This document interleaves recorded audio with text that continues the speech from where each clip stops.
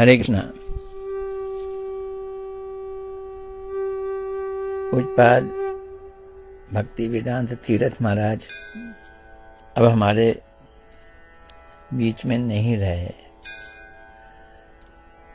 जीवन के सफर में बड़ी ही जल्दी उन्होंने अपनी अप्रकट लीला प्रदर्शित कर दी। बहुत छोटी उम्र थी और बड़ी जल्दी वो चले गए।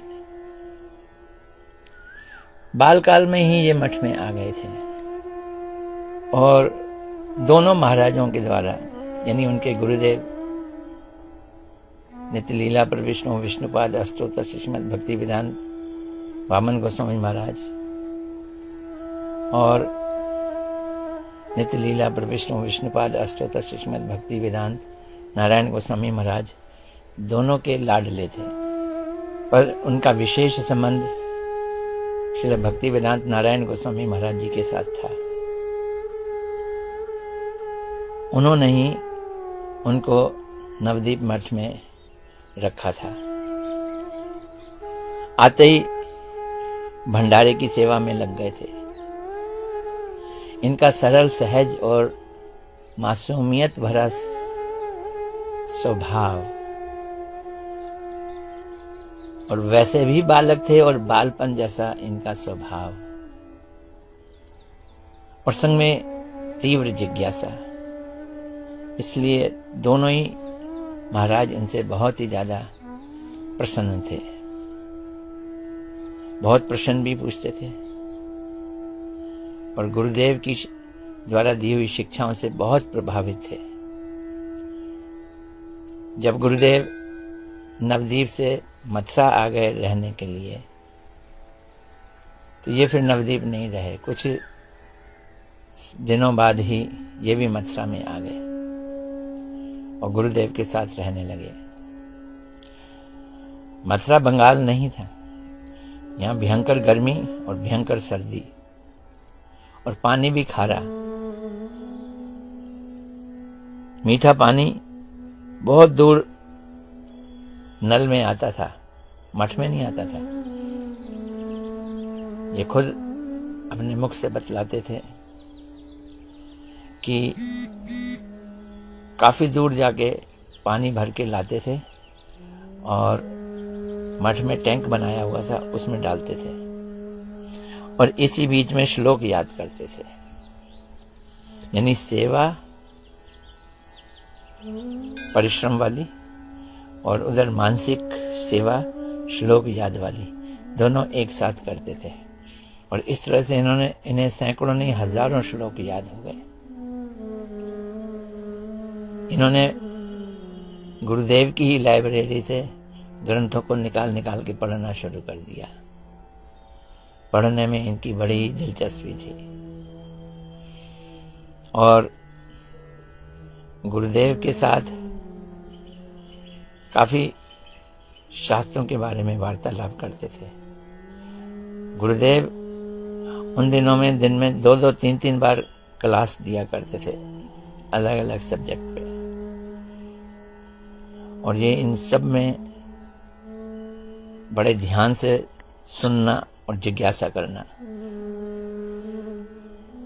बड़ी जल्दी इन्हें भागवत वगैरह सब पे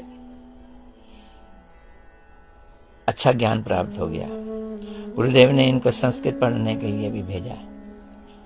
मथुरा के जो मूर्धन्य संस्कृत के स्कॉलर्स हैं वो सब इनसे अच्छी तरह से परिचित हैं। गुरुदेव ने इन्हें अपने साथ बैठाकर श्रीमद् भागवत कथा करवाई और एक जगह नहीं अनेक जगह कराई। या यूं कहें कि ये पहले उन गुरुदेव के छात्रों में से रहे जिन्हें गुरुदेव ने अपने साथ बैठाकर भागवत की कथा बुलवाई। कोई भी तत्व हो, राधा जी के बारे में हो या कृष्ण के बारे में हो या और भगवत तत्व के बारे में हो, इनको सब चीजें मुंह जबानी याद थी। सुबह से लेके शाम तक 2-2 बार भागवत कथा 3-3 घंटे करते थे। भागवत के ग्रंथ से 1 इंच भी ना इधर हिलते थे ना उधर, इतना इन्हें रटा हुआ था। भागवत खोल के देखने की जरूरत ही नहीं होती थी और पूरी भागवत कथा सप्ताह कर देते थे। ये मैंने खुद अपने आंखों से देखा। इधर भागवत सप्ताह कर रहे हैं, लोग उनकी पूजा कर रहे हैं, लोग उनकी प्रशंसा कर रहे हैं। कथा करके उतर के आए, किचन में बैठ के पूड़ियां तलने लगे। कोई उनको प्रतिष्ठा की लालसा थी नहीं। हेकड़ नाम की कहीं से दूर तक चीज नहीं थी और सबके साथ ऐसे मिलते थे जैसे बच्चा कोई मिलता है। मालिक, ये उनका बोलने का स्टाइल था। उनकी बहुत सारी बातें याद आती हैं। खाली समय मिलते ही वो ग्रंथ का लेखन कार्य शुरू कर रहे थे। गुरुदेव ने 10वें स्कंद पे उन्हें बोलने को, लिखने को बोला था। टीका वो इन्होंने लिखी, गीत गोविंद वो भी इन्होंने लिखा और बहुत सारे ग्रंथ लिखे। हमारी ग्रंथों की रीढ़ की हड्डी इन्हीं से ही है।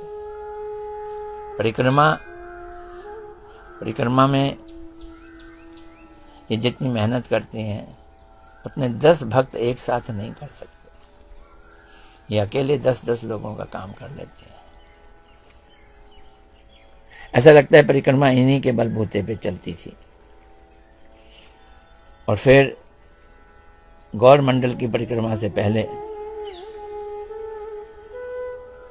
बंगाल के गांवों में जाकर वहां पे कथा करके वहां से चावल इकट्ठा करना बहुत कठिन कार्य है। पैदल चलना पड़ता है, खेतों के बीच में, पानी से भरे खेतों के बीच में जाते थे, घर घर जाते थे, कथाएं करते थे। वहां से खूब चावल इकट्ठा करते थे परिक्रमा के लिए, मठ के लिए।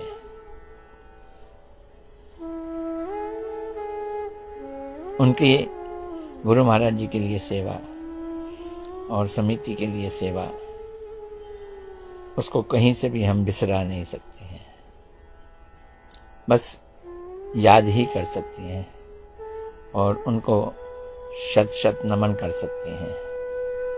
मेरी उनके चरणों में यही भावांजलि, पुष्पांजलि, श्रद्धांजलि है। वो गुरुवर्ग के पास पहुंच गए हैं। जितना प्रेम से वो यहाँ हमें देखते थे, मेरे संग उनका विशेष प्रेम भरा रिश्ता था। इंटरनेशनल गौड़िया वेदांत ट्रस्ट IGVT के वो प्रेसिडेंट थे, मैं सेक्रेटरी था। और वो बहुत ही सम्मान और प्रेम भरी नजरों से मुझको देखा करते थे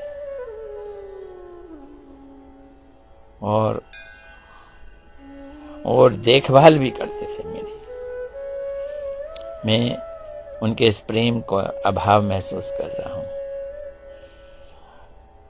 हमारी सोसाइटी में उनकी सेवाओं का अभाव महसूस कर रहा हूं। हमारे पब्लिकेशन में उनकी जो लेखन प्रक्रिया है उसका अभाव महसूस कर रहा हूं। बस अभाव अब महसूस हो रहे हैं। भगवान की क्या इच्छा है मुझे नहीं मालूम। मैं उनसे प्रार्थना करता हूं कि वो अपनी जिस उच्च स्थिति पे पहुंचे हैं वहां से कृपा हम सब पर उंडेले ताकि हमारा भी कल्याण हो। हरे कृष्ण।